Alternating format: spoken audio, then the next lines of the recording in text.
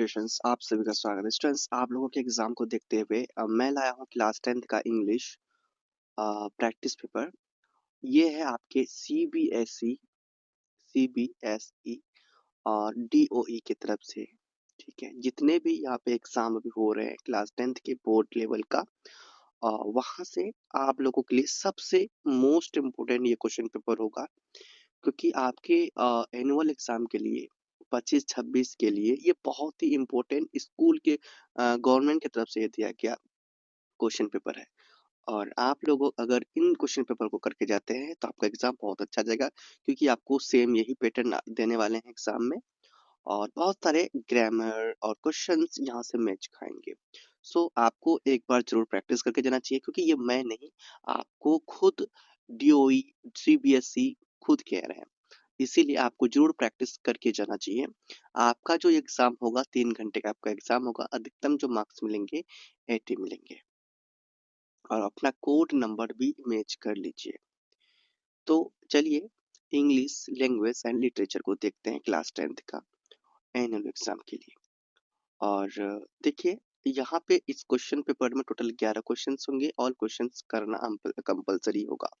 3 sections हैं यहाँ पे। पहला है रीडिंग स्किल्स, सेक्शन ए जो है रीडिंग स्किल्स है, सेक्शन बी जो है grammar and creative writing skills है, एंड सेक्शन सी जो है लिटरेचर टेक्स्ट बुक है।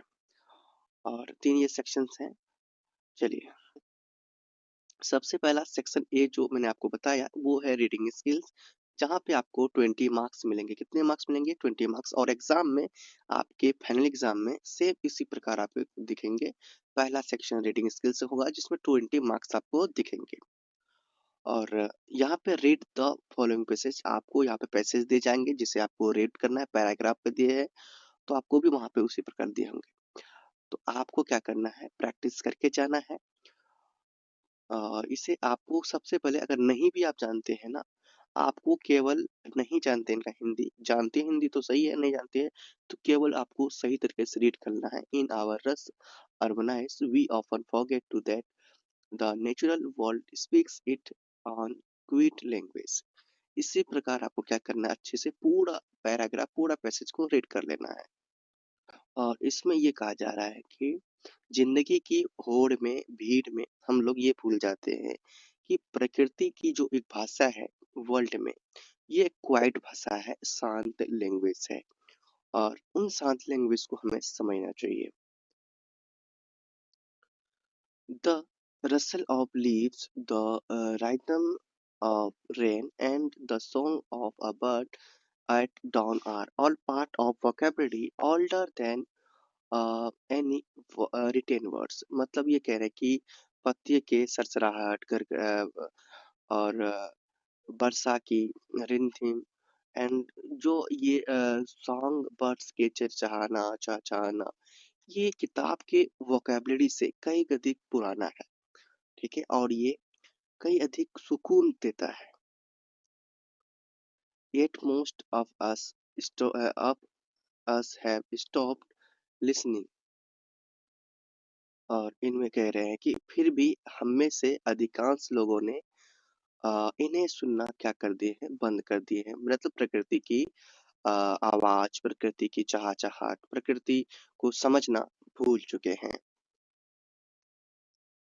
आगे है, for today's generation whose days are filled with screen and deadlines, nature voice is becoming faint, almost forgotten। यहाँ पे अब आगे कह रहे हैं कि आज के समय में, आज का जनरेशन को देखा जाए, वो क्या करते हैं, स्क्रीन में लगे रहते हैं, डिजिटल लाइफ में, डेडलाइंस में। वो नेचर की वॉइस को भूल ही चुके हैं। उनकी जो वॉइस को मंद कर दिए हैं। ऑलमोस्ट फॉरगेटन, मतलब वो भूल ही चुके हैं कि नेचर का वॉइस क्या होता है, नेचर क्या होता है, नेचर के बारे में जानना भी भूल चुके हैं आज के जनरेशन।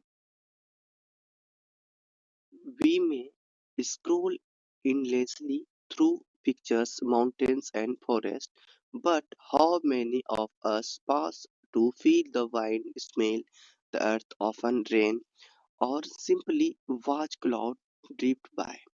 यहाँ पे क्या है कि हम क्या कर सकते हैं, देखो हम माउंटेन और जंगलों को देखते हैं, पिक्चर लेते हैं, उनका फोटो लेते हैं, बट हम उनके फाइंडनेस को, स्मेल को, अर्थ के रेन को सिंपली वॉच कर लेते हैं, बट उन्हें डीपली नहीं समझते हैं, ना डीपली उन्हें देखते हैं। पिक्चर्स लेते हैं, वहाँ जाके फ़ोटो लेते हैं, बट उनके बारे में समझने नहीं चाहते। उनको हम लोग अब इग्नोर कर रहे हैं। सिर्फ़ पिक्चर लेंगे बट उनको समझेंगे नहीं, उनको दिल की गहराई से नहीं लेंगे। तो ऐसे करते जा रहे हैं, ठीक है? और फिर भी कई लोग ऐसे हैं, कुछ लोग ऐसे हैं जो फ़ील करते हैं वाइंड को, स्मेल करते हैं अर्थ को, है ना? अर्थ के रेन को, ठीक है?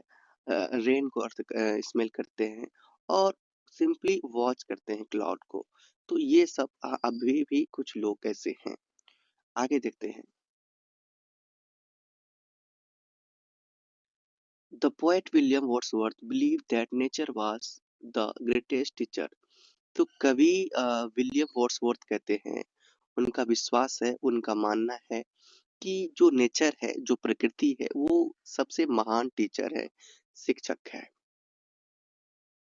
He found lessons every flower and he, believing that true wisdom arises not from books alone but from communion with the earth. तो वो देखा, उन्होंने उन्होंने सबक सीखा। कहाँ से? फ्लावर से, एवरी फ्लावर मतलब सभी फूल से, एंड पहाड़ों से उन्होंने क्या किया? सबक सीखा। उन्होंने लेसन पाया। And or believing that true wisdom arises not from books alone but communion with the earth। तो वो क्या कहते हैं, उनका मानना यही है कि वो समझ जो है, ज्ञान जो है, वो केवल किताबों से नहीं बल्कि धरती के साथ जुड़ाव से, धरतियों के साथ लगाव से, वार्तालाप से मिलती है। आगे है, modern science now agrees studies show that time spent in nature lowers stress, sharpness, focus and increases creativity। तो इस बात को मॉडर्न साइंस भी मान चुके हैं कि ये एग्री कर चुके हैं कि जो नेचर जो सीख देते हैं, नेचर के साथ अगर समय बिताते हैं, टाइम देते हैं, इससे हमारा स्ट्रेस कम होता है, हमारा ध्यान फोकस करता है किसी भी काम को करने के लिए और क्रिएटिविटी इंक्रीज होती है। For students under constant academic pressure, a walk in park can often do more than hours of revision। ये कह रहे हैं कि ऐसे स्टूडेंट्स जो लगातार पढ़ते रहते हैं, पढ़ाई का दबाव लेकर पढ़े रहते हैं, उन्हें पार्क में टहलना बहुत ही अच्छा होता है, अच्छा रहता है। और कई घंटे लगातार पढ़ने से अच्छा है कि वो पार्क में जाके टहले, है ना? तो पार्क में टहलने से उसका माइंड फ्री होगा, माइंड शांत होगा और अच्छा अनुभव करेगा। तो ये अधिक पढ़ाई से भी ज़्यादा बेटर होगा। Psychologist call this attention restoration. The mind heals itself when surrounded by trees, sky and silence। तो साइकोलॉजिस्ट जो है, मनोवैज्ञानिक जो है, इन्हें अटेंशन रिसोर्सेज रेस्टोरेशन का नाम देते हैं। और ध्यान अ, खुद पर, सराउंडेड पर, ट्री पर और स्काई पर या साइलेंस पर घिरे रहने पर वो ज़्यादा अटेंशन रहने की बात करते हैं। और अटेंशन मतलब होता है ध्यान पुनर्स्थापन। अटेंशन रेस्टोरेशन मतलब होता है ध्यान पुनर्स्थापन। तो ये वर्ड याद रखना, अटेंशन रेस्टोरेशन मतलब ध्यान पुनर्स्थापन। और अगर हम लोग पेड़ से सराउंडेड से, पेड़ के चारों ओर और साइलेंस से, आसमान से अगर घिरे रहेंगे तो हम अपने आप को ठीक कर पाएंगे, अपने मन को ठीक कर पाएंगे, खुद को सही कर पाएंगे। अब चलते हैं नेक्स्ट पैराग्राफ पे। Paragraph third. The disconnection from the nature has consequences beyond our mental health। तो मतलब अगर प्रकृति से हम लोग अलगाव करते हैं, डिस्कनेक्ट करते हैं खुद को, डिस्कनेक्शन बनाते हैं, दूरियां बनाते हैं, तो वो हमारे मेंटल हेल्थ के लिए भी बहुत हानिकारक होगा। When we stop noticing, we stop caring. Means जब हम ध्यान देना बंद कर देते हैं, तो हम परवाह करना भी बंद कर देते हैं। Litter on the street, polluted rivers or vanishing birds become background noise. सड़कों पर कूड़ा करकट, प्रदूषित नदियां, ये सब क्या कर देते हैं, बैकग्राउंड नॉइज को ये विलुप्त करते हैं। वेनाइजिंग मतलब कि बर्ड्स को भी वेनाइज कर दे रहे हैं।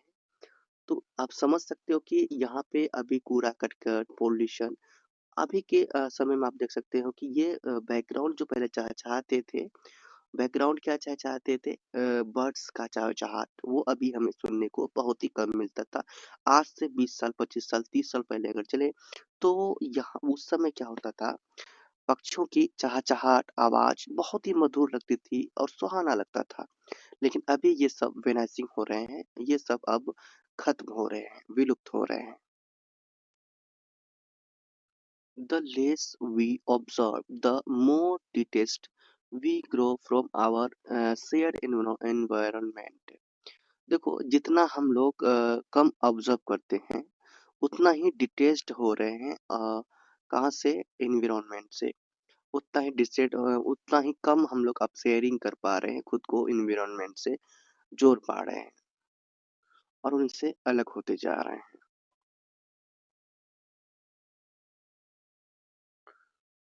Education that integrates outdoor learning like gardening project, sky watching session, or nature journals can rekindle this bond and awaken a sense of stewardship. बागवानी परियोजनाओं, अवकाश अवलोकन सत्रों या फिर प्रकृति डायरी जैसी बाहरी शिक्षा को एकीकृत करने वाली शिक्षा इस बंधन को पुनर्जीवित कर सकती है और जागरूकता बढ़ा सकती है और जिम्मेदारी की भावना जगा सकती है। आगे,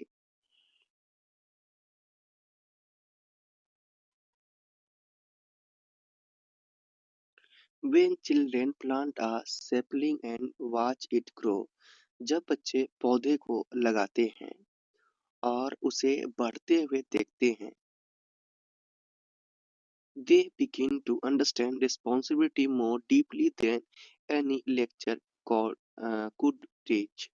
तो कह रहे हैं कि जब वो किसी प्लांट को रोपते हैं और उसे ग्रो होते देखते हैं, तो वो समझ जाते हैं, शुरू से ही वो समझना स्टार्ट कर देते हैं और खुद को अंडरस्टैंड कर लेते हैं, समझदार बना लेते हैं और डीपली वो क्या एनी लेक्चर को समझने लगते हैं, बिना बताए किसी भी लेक्चर को वो समझने लगते हैं कि अब उसे क्या करना चाहिए और वो अपनी जिम्मेदारी को भी अधिक गहराई से समझने लगती है।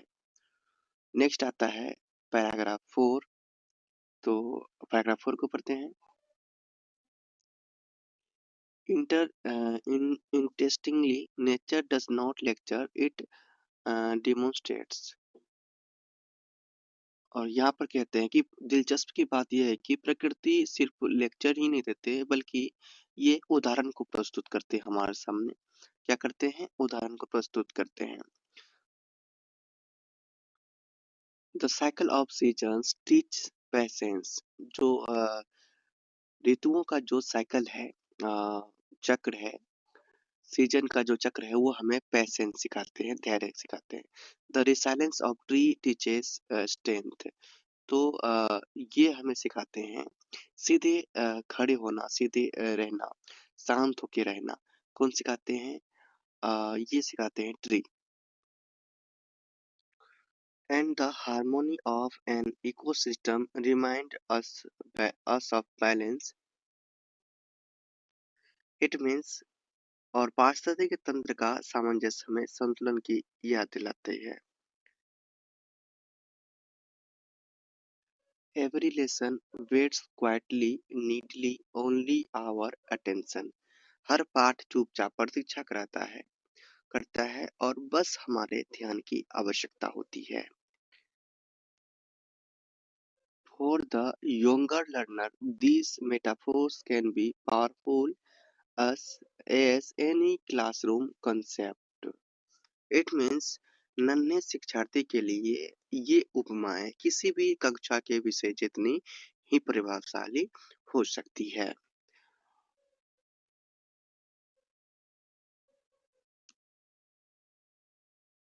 Observing a beehive or a spider's web can explain teamwork and precision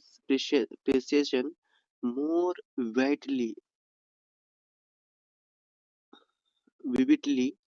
than a textbook paragraph. It means मधुमक्खी के छत्ते या फिर मकड़ी के जाले को देखकर टीम वर्क और सटीकता को पाठ्य पुस्तक के किसी अनुच्छेद से कहीं अधिक स्पष्ट रूप से समझा जा सकता है. अब देखते हैं इन लोग का जो टीम वर्क होता है स्पाइडर्स वेब या बीहाइव का इस तरह से होता है जो अपने लक्ष्य पे अपने मेहनत से एक बड़ा सा छत्ता बनाता है और शहद बनाता है जो कई लोगों को काम भी आते हैं और वो अपने पालन पोषण के लिए एक समय के लिए एक निश्चित समय में काम आने के लिए वो बना के रखते हैं. आगे देखते हैं.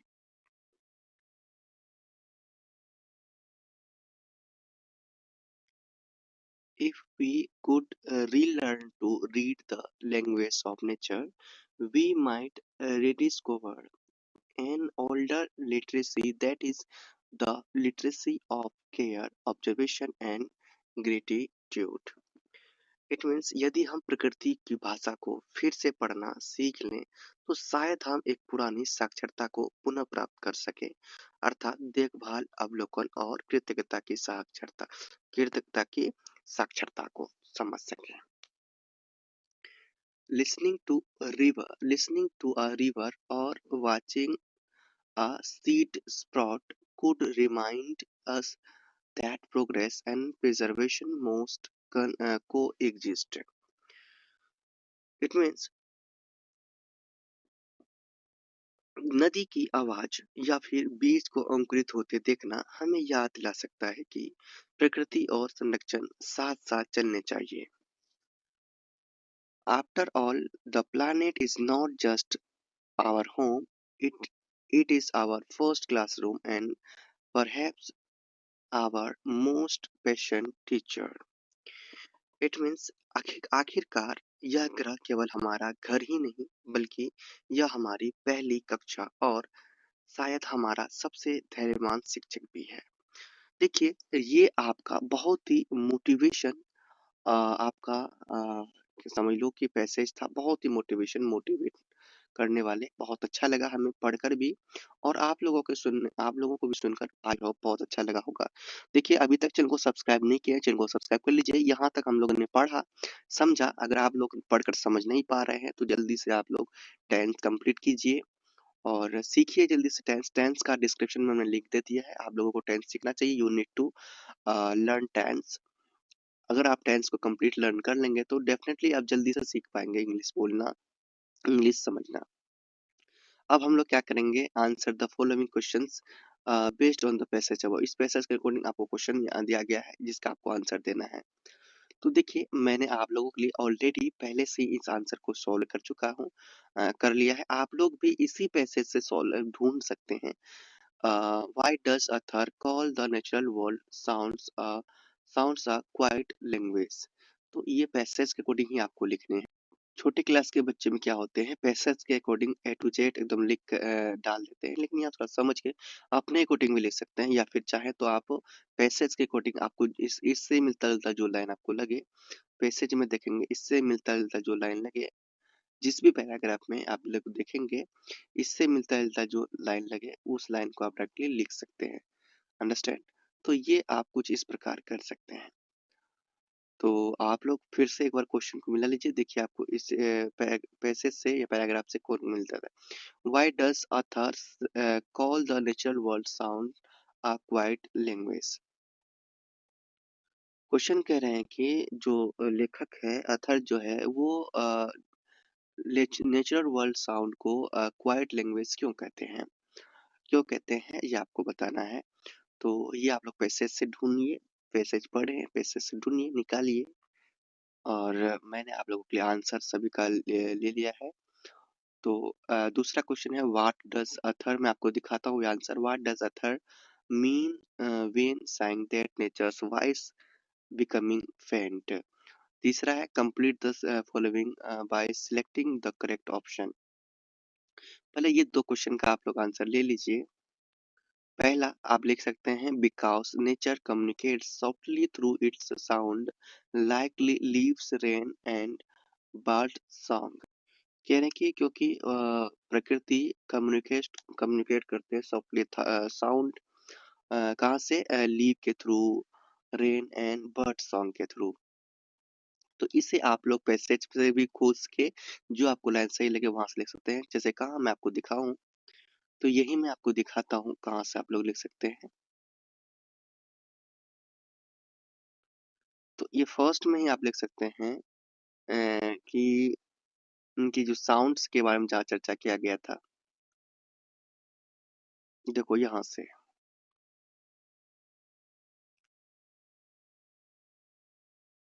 देखो we often forget to natural world speaks in quiet language, but हमें यहाँ से लिखना है the rustle of leaves, the rhythm of rain and song of a bird down are all part of vocabulary older than any written words. ठीक है, तो ये आपका आंसर यहाँ से यहाँ तक का हो सकता है।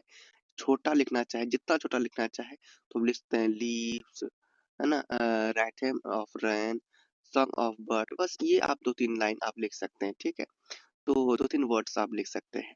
तो ये भी आपका आंसर यहाँ से लिख सकते हैं। तो आपकी मर्जी आप कहाँ से लिख रहे हैं। तो मैं आपको बता रहा हूँ, समझा रहा हूँ कि आप इस तरह से खोज-खोज के लिख सकते हैं। ये मैंने अंडरस्टैंडिंग के अनुसार लिखा है।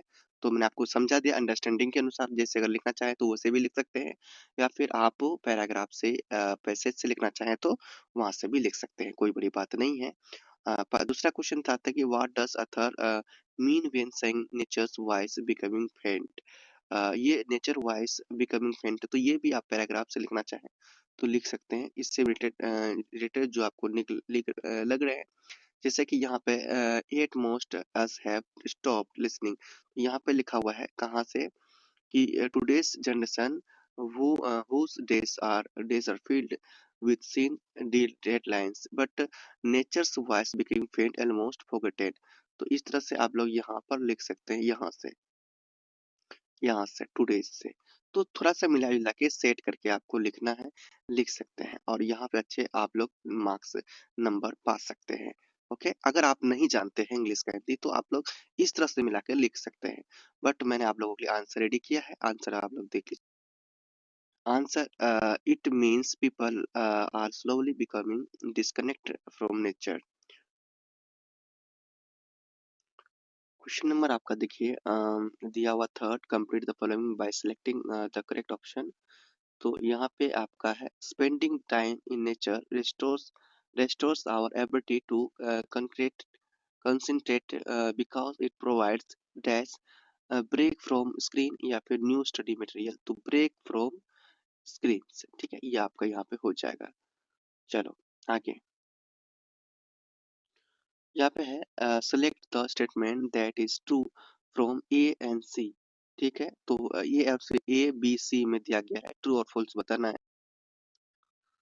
तो यहाँ है पहला, Wordsworth valued imagination more than observation.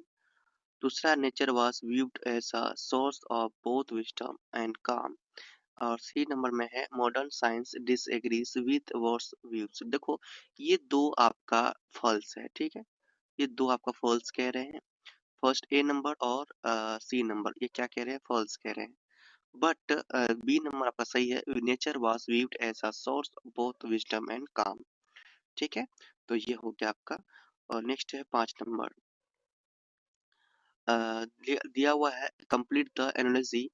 तो ये आपका एनालिसिस दिया गया है by selecting on to correct options. तो एनालिसिस दिया गया है, अब आपको यहाँ पे दिमाग लगा के सेट करना है। ठीक है, देखो दिया क्या है ट्रीज रिसाइलेंस। ट्री रिसाइलेंस किससे संबंधित है ये आपको बताना है। तो यहाँ पे देख रहे हैं इसका मतलब भी आपको समझाते हैं। ये पैराग्राफ 4 से लेके आया है, तो पैराग्राफ 4 में आप जाके देखेंगे तो आपको पता चलेगा। बट ट्री और रिसाइलेंस, टी अनुपात है आपका रेसो रिसाइलेंस। और यहाँ पे देखिए ट्री रिसाइलेंस जो है किससे संबंधित है, सीजन टीचेस से। तो सीजन टीचेस का यहाँ बात नहीं किए हैं। तो इको सिस्टम और बैलेंस में देखो ये जो संबंधित है इको सिस्टम और बैलेंस से संबंधित है, ठीक है। तो ये आपका राइट हो जाएगा। मतलब ट्री मतलब समझो पेड़, वृक्ष, और रिसाइलेंस मतलब होता है लचीलापन। और ये संबंधित है tree ecosystem and balance. Ecosystem मतलब पारिस्थितिकी तंत्र और बैलेंस मतलब संतुलन, ठीक है। तो ये ऐसे संबंधित है। ऑप्शन नंबर ए आपका करेक्ट हो जाएगा। Option number A is your right answer. 6 number में how does outdoor learning help reconnect students with nature. Question है कि बाहरी शिक्षा छात्रों को प्रकृति से पुनः जोड़ने में कैसे मदद करती है, ये आपको बताना है। और ये आपको पैसेज के अकॉर्डिंग ही बताना है। तो मैंने पैसेज के अकॉर्डिंग आंसर दे दिया, आप लोग देख लीजिएगा। तो आप लोग लिख सकते हैं 6 नंबर में outdoor learning reconnects students with nature by giving them a direct experience of natural environment. It helps them observe plants, animals, and natural processes closely, which increases their understanding, interest, and sense of responsibility towards nature. तो ये आपका right answer हो जाए। अब देखो next है identify the main idea. Paragraph 4 and 5 से आपको मेन आइडिया यहाँ पर बताना है, ठीक है।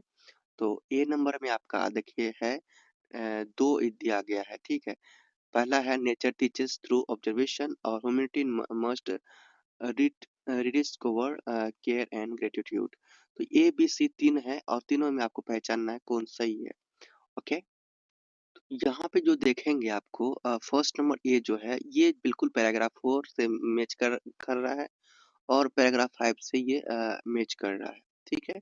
बाकी ये जो है nature causes imbalance, technology replace gratitude, environmental issues worsen, books alone build, ये सब मैच नहीं खा रहे हैं, इसको कैंसिल कर दिया जाए।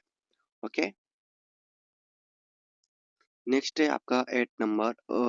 इन what sense does the author describe the planet us around our first classroom. कह रहे हैं लेखक किस रूप में पृथ्वी को ग्रह के रूप में हमारा प्रथम घर, प्रथम कक्षा माना है। ओके, तो ये 2 मार्क्स कोडिंग आपने जहाँ इस लाइन को पढ़ा था ना वहां से आप लिख सकते हैं, ठीक है। तो मैंने आंसर जो बनाया है अपने अंडरस्टैंडिंग के अनुसार तो वो देख सकते हैं। The Athar calls the planet our first classroom because we learn our earliest and most important lessons from nature. Before formal schooling, nature teaches us values like balance, patience, care, and responsibility through observation and experience. Okay. अब students आपका दूसरा है read the following passage. फिर वही आपका दूसरा passage आया। इसे उसी प्रकार आपको ध्यान से, अगर नहीं जानते हैं इसका हिंदी आप नहीं कर पाते हैं, ट्रांसलेट नहीं कर पाते हैं, तो आपको बस ये करना है कि पूरा अच्छा से रीड करना, ध्यान से रीड करने के लिए आता होगा। 10वीं क्लास में पहुंचेंगे तो रीड करने के लिए जरूर आता होगा। तो आपको कुछ इसी प्रकार करना, अच्छे तरीके से रीड करना है, देन क्वेश्चन का आंसर देना है। तो ये जो आपको यहाँ पर क्वेश्चंस दिख रहे हैं इन सभी क्वेश्चन का आंसर हमने दिया है और यह आपको मेरे ही पीडीएफ में मिल जाएंगे। ओके, इन सभी क्वेश्चन का आंसर मैं आपको करवा दिया हूँ। तो देखिए पूरा आप पैसेज 2 पैराग्राफ 2 पैसेज 2 को देखकर इन जितने क्वेश्चन आंसर खुद से दीजिए। फिर आप लोग थोड़ा-सा मेरे पीडीएफ से मैच कर लीजिएगा और ये ज़रूरी नहीं कि मेरा जो पीडीएफ का जो आंसर है, वो आपके आंसर से मैच करे, क्योंकि ये आप कहाँ से लिखेंगे? अगर ना जानते हैं, आप न्यू हैं, तो आप पैराग्राफ से लिखेंगे। आपको जो पैराग्राफ ठीक लगेगा, जहाँ से मैच करेगा, वहाँ से आप लोग चूज़ करेंगे। बट मैं अंडरस्टैंडिंग के अनुसार लिखा हूँ, थोड़ा-सा हिंट आप यहाँ से ले सकते हैं।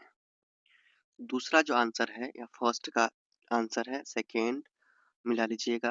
वीडियो को रोक कर लिख लीजिए, ये पीडीएफ आपको मिल जाएगी।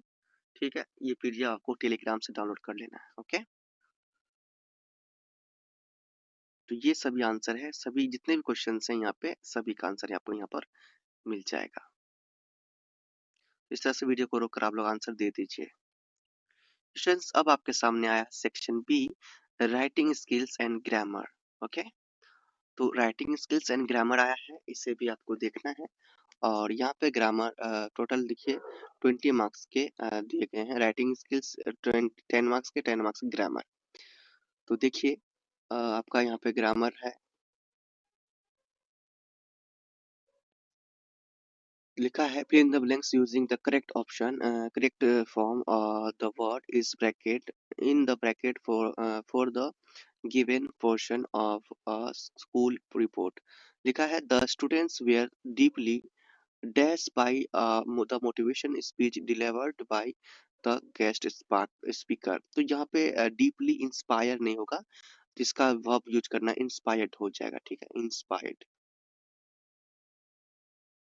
इंस्पायर्ड हो जाएगा। नेक्स्ट आपका देखिए यहाँ पे है आइडेंटिफाई द एरर, तो एरर करेक्शन को देखना है यहाँ पे। The given sentence use the given format. Okay, यहाँ पे देखिए लिखा हुआ है neither of two proposal have been approved by the committee.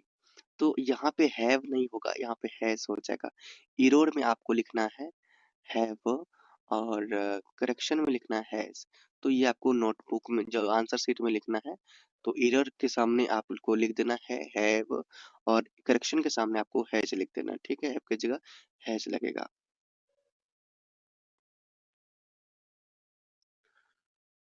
fill in the blanks with correct form of verb given in the brackets। My grandparents dash in the house science they goat married. तो यहाँ leave दिया हुआ है, तो यहाँ पे grand parents में आपको लीव्ड देना है, LIVED। ठीक है, यहाँ पे जो है आपको लीव्ड देना है, लीव की जगह। नेक्स्ट नेक्स्ट है the tourist said the officer I come आया यहाँ पे I lost passport at the station and report is correctly completing आपको करना है। The tourist told the officer that, आपको अब लिखना आगे he had lost his passport at the station। तो रिपोर्टेड इस बीच में आपको प्रॉब्लम है तो कमेंट जरूर करना आप लोग। आगे बढ़ते हैं। 5 नंबर में fill in the blanks choosing the correct option to complete the conclusion of a letter of complaint। We hope that prompt action will be taken dash है यहाँ पे our grievance at the earliest। तो यहाँ पे हो जाएगा on।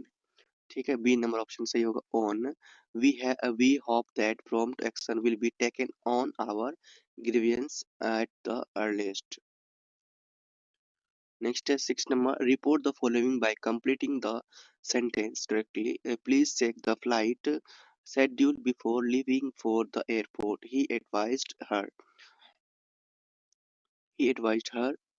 तो यहाँ पे रिपोर्टेड स्पीच करना है। आप बस के आगे लिख सकते हैं to check the flight schedule. तो आगे देखिए मैं आपको यहाँ लिख कर दे रहा हूँ आपको, कुछ इस प्रकार आपको लिखना है। ही एडवाइज टू हर के बाद to check the flight schedule before leaving for the airport. यहाँ पे है complete the 7 number complete the given opinion by filling the blank with correct option using digital tools in classroom made learning में more interactive होगा। ठीक है, more interactive and engaging for students. Option number B आपका right हो जाएगा।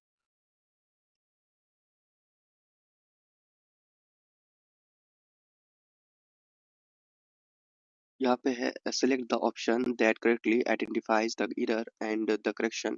he play cricket very well for his school team।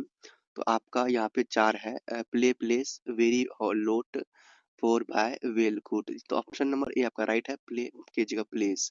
ठीक है, play error है, प्ले यहाँ पर एरर है। कहाँ पे ही प्ले नहीं, ही के साथ प्ले नहीं लगा सकते आप। ही के साथ क्या लगाएंगे आप, प्लेस लगाएंगे। ठीक है, जब आप टेंस करेंगे तभी आपको समझ में आएगा ये सब बात।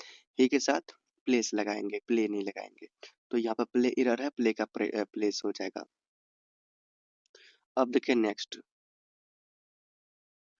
नेक्स्ट है आपका report the following question. The set the travel agent can we book our tickets for next weekend. They asked the travel agent, आगे यहाँ लिख सकते हैं, if they could book their tickets for the following weekend. Second है fill in the blanks with correct option from those given in the brackets. You should wear you should या would wear a helmet while riding two wheeler for your safety. तो यहाँ पे you should हो जाएगा, ठीक है। तो मतलब जब आप राइडिंग करें टू व्हीलर में तो आपको हेलमेट पहनना बहुत ही जरूरी बहुत अनिवार्य है, बहुत जरूरी है, ठीक है। बहुत जरूरी है, पहनना चाहिए क्या क्या helmet, okay. Dash book on the top self need to repair before it can be issued again. तो यहाँ पे हो जाएगा इच बुक, ठीक है। Each book, option number A आपका राइट हो जाएगा।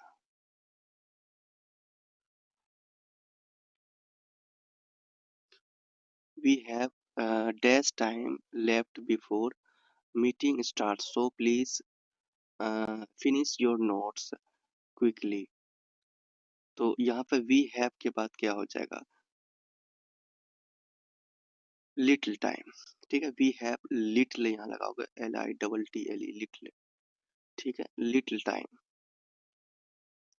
चलो अब आता है आपका राइटिंग स्किल्स 10 मार्क्स के।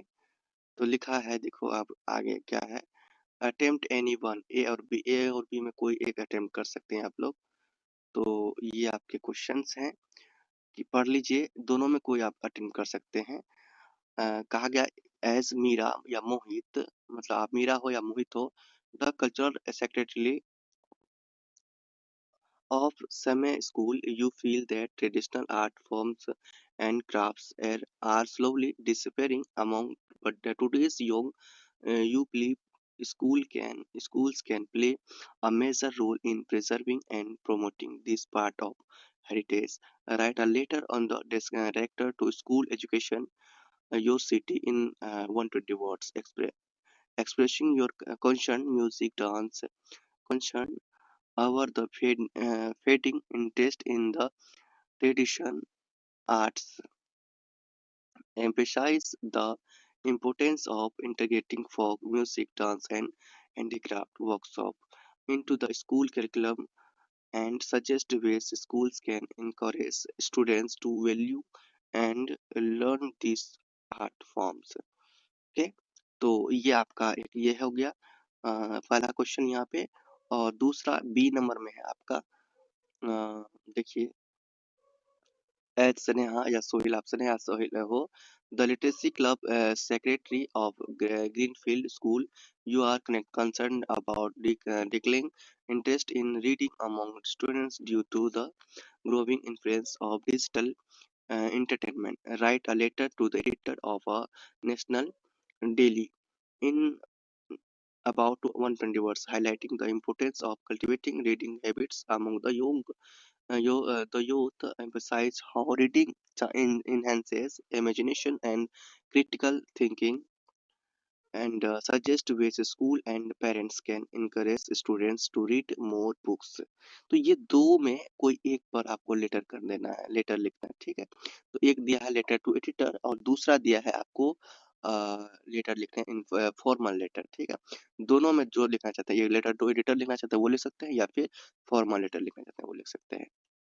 तो मैंने आपको लेटर के लिए ये लिख के दिया, अगर आप लेटर लिखना चाहते हैं तो लेटर का फॉर्मेट याद रखिए, स्कूल का नाम है ना, सिटी नेम, डेट आपको दोगे, फिर आपको टू लगाना है, उसके बाद आपको अपना इस तरह से लिखना है। ये न्यू आप तरीका अब आ गया, न्यू स्टाइल, न्यू अभी यही चल रहा है। अभी जो अब लिखने का स्टाइल थोड़ा सा बदल गया है। तो अब आपको देखो यहाँ पे 2 लाइन, ये डेट लिखने के बाद 2 लाइन आपको यहाँ पर छोड़ना है। मैंने स्पेस कम छोड़ा है, मुझे टाइपिंग करना पड़ा। तो आपको ये लिखने के बाद 2-3 लाइन आपको यहाँ पर छोड़ना है, ठीक है? जितना स्पेस छोड़ेंगे अच्छा रहेगा। फिर लिखना है टू, फिर the director school education, city नाम आपको जो देना है वो देना है। फिर आपको सब्जेक्ट लिखना है, यानी फिर 2 लाइन छोड़ना है। यहाँ पे फिर सब्जेक्ट लिखना है, need to promote traditional art forms in school, फिर 2 लाइन छोड़ना है। फिर आपको लिखना है रिस्पेक्टेड सर या मैडम, उसका फिर नीचे से आपको लिखना है पैराग्राफ चेंज करके। रिस्पेक्टेड सर के बाद आपको यहाँ से लिखना है, ये जो आई जो है ये आपको आई जो है दिख रहा है, आई यहाँ से स्टार्ट करना लिखना, लिखते जाना, यहाँ से लिखना स्टार्ट करना, फिर यहाँ से मिला देना, ठीक है? इस तरह से आप एक बार लिख लीजिए वीडियो को रख कर, ओके? कुछ इस प्रकार लास्ट में आप लोग योर सिंसियरली मीरा मोहित जो भी देना चाहते हैं वो दे सकते हैं। दूसरा है लेटर टू एडिटर, ठीक है? ग्रीनफील्ड स्कूल सिटी नेम आप दे दिए, डेट दे दिए, ठीक है? बाकी इस तरह से आपको लिखना है to the editor international daily, subject importance of developing reading habits among youth, sir madam, इस तरह से आपको स्पेस देना है हर एक पॉइंट लिखने के बाद स्पेस देना है। देखो जैसे मैंने आपने ये लिख लिया तो यहाँ पर फिर यहाँ ये सब लिखने के बाद स्पेस देना है, आपको काफी अच्छा स्पेस देना है। उसके बाद फिर टू लिखना है, द एडिटर, ये सब लिखने के बाद फिर यहाँ पे स्पेस देना है, फिर आपको सब्जेक्ट लिखने के बाद फिर स्पेस देना है, फिर 2-3 लाइन स्पेस देने के बाद सर मैडम लिखने के बाद फिर एक बार यहाँ से लिखना पैराग्राफ चेंज करके, फिर आपको यहाँ से मिला देना है। इसी प्रकार इसमें भी करना है, ओके? वीडियो को रोककर आप लोग लिख लीजिए, लास्ट में अपना नाम जो लिखना है ये सब लिख सकते हैं। अब देखिए हम आगे बढ़ते हैं, attempt one from A and B, कोई भी एक अटेम्प्ट यहाँ पर कर सकते हैं। तो आप लोग क्वेश्चन को पढ़ लीजिए और ये आप लोग पढ़ लीजिए, ठीक? तो कोई एक ही अटेम्प्ट करना है तो एक्सेप्ट वन पढ़िए, एक्सेप्ट टू पढ़िए, जो आपको अच्छा लग रहा है आप दे सकते हैं। फिर आपको यहाँ दूसरा और दिया है, तो इनमें से आपको अटेम्प्ट करने हैं। इस तरह से ये राइटिंग स्किल्स का था। इन सभी का आंसर आपको अभी दिखा रहा हूँ, आंसर आपको वही देना है वहाँ, ठीक है? यहाँ से आपको देखिए 5 नंबर का दिख रहा है, ये यहाँ से आप लोग लिख सकते हैं इस प्रकार, ठीक? फिर और का आपका आंसर यहाँ है, वीडियो को रोककर आपको देख लेना है, आंसर मिल जाएंगे। फिर यहाँ से स्टार्ट होता है सेक्शन डी, ठीक है? तो देखिए सेक्शन डी में बच्चे कैसे नहीं पास करेंगे, यहाँ पे रीड करके आपको एक आंसर देने के लिए दे दिया गया है, रीड करना है, फिर आंसर को फाइंड करना है। जिस तरह से अभी फर्स्ट नंबर में किए थे रीडिंग स्किल्स में, तो रीड करके आपको क्या करना था, लास्ट में आंसर फाइंड करना था। रीड करके करने के बाद तो ये भी बता दिया गया कि ये कौन सा चैप्टर से लिया गया है, ठीक है? ये भी बता दिया गया है। तो रीड करके आपको आंसर लेना है, उसी प्रकार आप लोग जिस तरह से आपने ऊपर में लिया था, इन सभी का आंसर आपको मेरे पीडीएफ में मिल जाएंगे, ओके? आपको घबराने की बात नहीं है, जितने भी दिख रहे हैं यहाँ पे सभी का आपको आंसर मेरे पीडीएफ में मिल जाएंगे, जो भी आपको यहाँ पर अब दिख रहे हैं, तो आपको घबराने की बात नहीं है, मैं आपके साथ हूँ। आप लोग लीजिए और आप लोग प्रैक्टिस कीजिए। तो टोटल आपको 9 नंबर तक आपका यहाँ से लिया गया है और कुछ क्वेश्चंस आंसर भी दिए गए हैं यहाँ पर देखिए, ठीक है? ये कुछ क्वेश्चंस आंसर भी दिए, ये बुक से ही पूछा गया है, बट सभी का आंसर आपको यहाँ पे मेरे पीडीएफ में मिल जाएंगे। आपको कहीं ढूंढने की जरूरत नहीं है, ये कहाँ मिलेंगे, मेरे पीडीएफ में ही आपको मिलेंगे।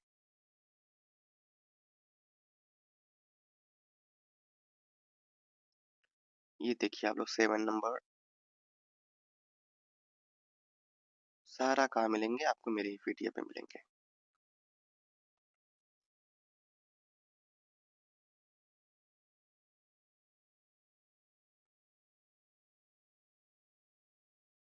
ठीक है, ये आपका 9 नंबर,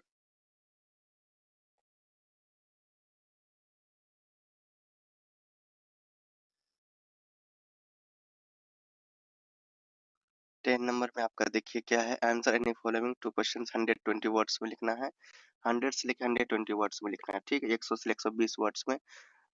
यहाँ पे देखो फर्स्ट में है Coke and T from Assam celebrate India's diversity, natural richness. How do these relations promote respect for culture, environment, and tradition?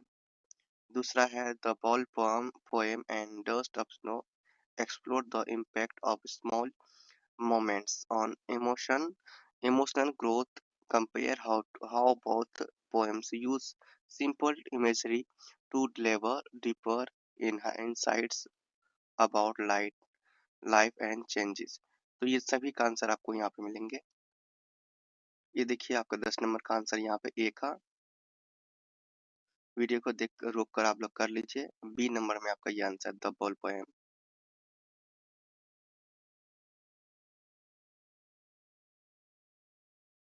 11 number में आपका यहाँ पे है ट्रांसफॉर्मेशन इन वोली एंड द थीव स्टोरी।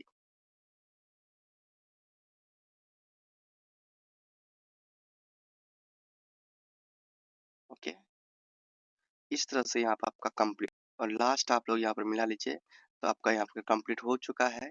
देखिए मैंने आपको कंप्लीट क्वेश्चन पेपर करवाया और आंसर दिया आपको। ये देखिए आपके लिए बहुत बड़ी बात है। और आप लोग अभी भी चैनल को सब्सक्राइब नहीं किए हैं तो प्लीज आपकी रिक्वेस्ट है चैनल को सब्सक्राइब कर लीजिए और ये वीडियो को जितने भी आपके दोस्त हैं ना सभी के पास शेयर कीजिए। सभी दोस्त के पास शेयर कीजिए। अपने स्कूल के जितने भी फ्रेंड हैं सभी दोस्त को भेजिए वीडियो। और सिर्फ एनुअल एग्जाम के लिए सिर्फ 10th क्लास का नहीं, क्लास 6 क्लास 7 क्लास 4 नहीं, आपके स्कूल में अगल बगल में जो भी बच्चे हैं, सबके लिए ये चैनल आपके लिए बहुत इंपॉर्टेंट रखेगा रहेगा। तो चैनल को सब्सक्राइब कर लीजिए, बेल आइकन दबा लीजिए। मिलते हैं नेक्स्ट वीडियो में और आपका एग्जाम देखना बहुत ही बेस्ट जाएगा। Best of luck. ये पीडीएफ टेलीग्राम से डाउनलोड कर लीजिए। मिलते हैं नेक्स्ट में, मतलब बाय। जस्ट में बोलिए प्रेम से रहो, प्रेम से पढ़ो, प्रेम से बोलो।